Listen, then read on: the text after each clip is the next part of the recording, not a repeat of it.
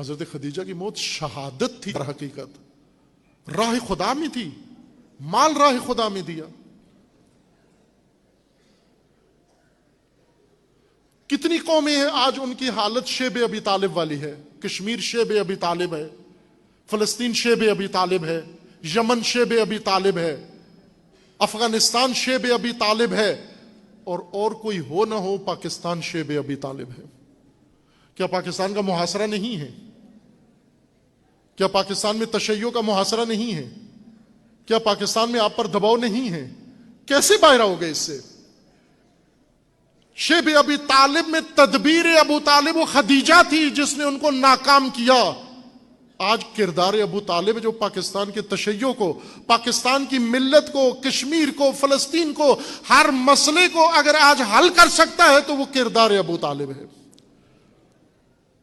عزیزان، حضرت خدیجہ نے تمام پونجی اپنی دین کی بقا دشمن کی سازش کو ناکام کرنے میں لگا دی، اپنا پورا مال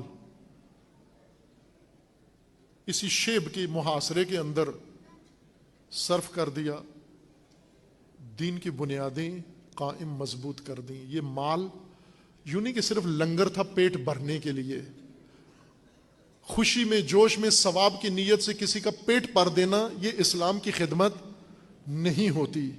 وہ مالی تعاون اسلام کی خدمت ہوتی ہے کہ جس سے آپ کی بنیاد مضبوط ہو، آپ کی بنیاد مضبوط ہو اور دشمن کی سازش ناکام ہو جائے۔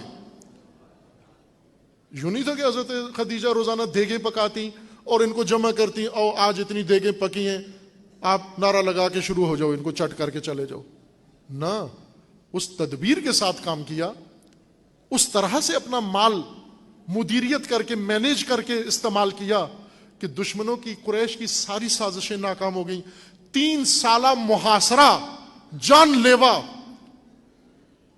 وہ رسول اللہ کے اوپر دباؤ نہیں ڈال سکا، آخر کار خود قریش کے اندر پھوٹ پڑ گئی۔ یہ 25 ارکان جو پارلیمنٹ تھی ان کی، یہ آپس میں لڑ پڑے، کعبہ کے اندر لڑ پڑے، حضرت ابو طالب کے سامنے آپس میں لڑ پڑے، 10 میں گریبان ہو گئے۔ اور جب یہ لڑ رہے تھے تو بار بار حوالہ دیتے، توجہ کریں ابو طالب کون ہیں، بار بار حوالہ دیتے۔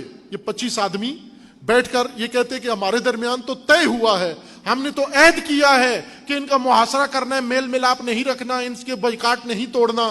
حضرت ابو طالب اس کعبہ کے کونے میں دیکھ رہے تھے، یہ آپس میں لڑ رہے ہیں، کابینٹ پوری لڑ رہی ہے۔ اور اسی دوران حضرت ابو طالب نے آواز اٹھائی کہ کم وقتو تم لڑ رہے ہو، معاہدہ ہے، قرارداد ہے، ہم نے ادھر دستخط کیے ہوئے ہیں، کہاں دستخط کیے ہوئے؟ تو کہا کعبہ کے اندر ہیں۔ کہا کہ اس کو تو دیمک کھا گئی ہے، اس کو تو دیمک کھا گئی ہے۔ کہا آپ کو کیسے پتا ہے؟ کہا میرے بھتیجے نے مجھے بتایا ہے۔